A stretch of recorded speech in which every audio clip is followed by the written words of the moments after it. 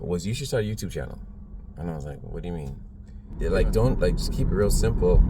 And I don't think it even needs to have any editing. Just share the journey, share the journey that you're on. And because, like, people need to see it, right?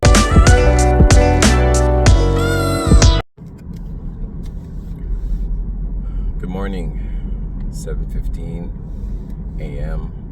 on a random Thursday in July. Headed downtown to Etobicoke to film a commercial that I got cast in. Last night, I was with my good friend Nevin, and we were standing inside of Town Tees. Town Tees is my wife and I's apparel decoration company that I don't have a stand for this phone at all, so there'll be a little bit of movement, but trust me, I am paying attention to the road. It's an apparel decoration company that my wife and I started in our basement in 2018. And yeah, we're moving into our own space, 1,200 square foot production space with retail space in the front. And I'll probably insert some images as I'm talking about it right now. But my friend Nevin came to check out the spot last night. We're just about to get ready for opening, and he was like really genuinely like blown away, to my surprise, of the space.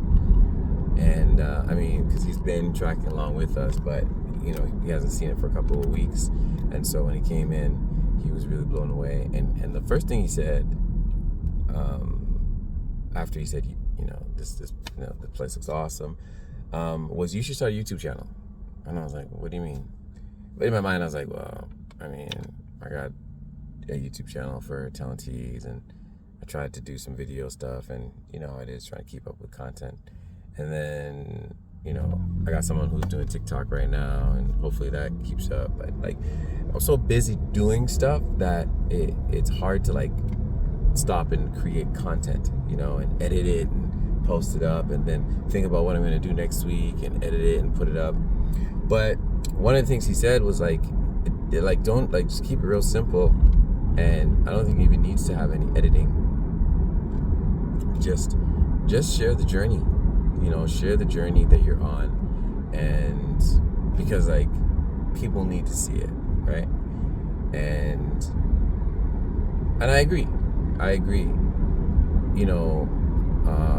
If anybody who knows me, if you're watching this, you probably know me, but maybe you don't. But I always, like, on my Facebook and my Instagram, like my one line bio underneath my name is just a guy who is passionate about inspiring other people.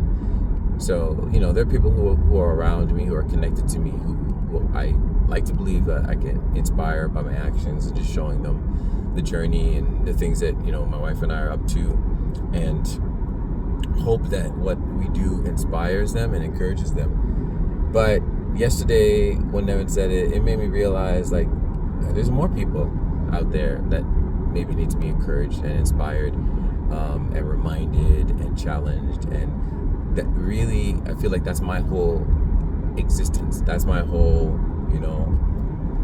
if everybody has a gimmick, my whole gimmick, my one trick is, like, I was put on this earth to inspire and motivate people. And I realize it's not just about the people who are closely connected to me, but it's the people who maybe I have the ability to reach through social media. So, my wife and I have a podcast called Love James. Go check that out. I'll put a link in the description below. And my wife and I have a charity called Streams Community Hub. We do creative arts programming for youth. I'm going to put a link in the description below. And we also have an apparel decoration company called Town Tees. And so as much as those things have their own little channels and things like that.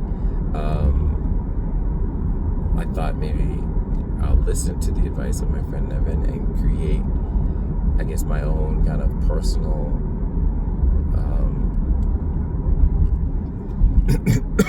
excuse me, my own personal documenting of the journey, being on the road, doing these things, right? So yeah, that's what this is, and I hope that it encourages you. I hope that it inspires you. I hope that it challenges you. I hope that it, it pushes you to think outside the box, and you know what? Really, like, make life what you want it to be. As I mentioned, I'm on the road now to go and film a commercial, and I mean, acting in the arts have always been my thing since high school, and I stopped after I got married, and life happens, you have kids, different things. But then my oldest daughter, Akila, she started doing theater after I had done a play. She was about 5, and she started doing plays with a local theater group. Shout out to LP Stage Productions. And she just, when she turned 11, she was like, "Hey Dad, I want to do TV." And I was like, "Okay, cool." So we reached out to some agents. One of them, coincidentally, was my old agent, and they convinced me to come back. And I was like, "I don't got time, I'm doing this, and that." And they're like, no, we want you back. So I went back with the agency, and since then I've booked, I think this is maybe my 5th or 6th commercial. Akila's done 3 commercials, and so and it's been cool. And it's been cool because we run a creative arts charity, and so it's cool that my story about the arts impacting my life is not just a historic story, but it's still current and present, and I'm able to bring back some of the things that I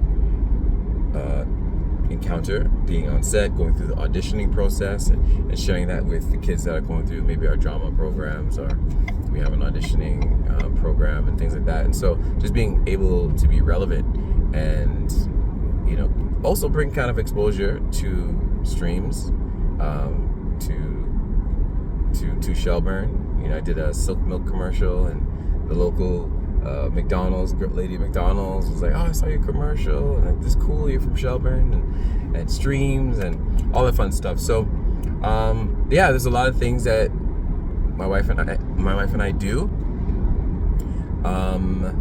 and as mentioned, they have their own platforms, but I'm gonna try and create like this cohesive, like, flow through line, or this center line of all the things, the offshoots of things that we do, and hopefully it encourages you, and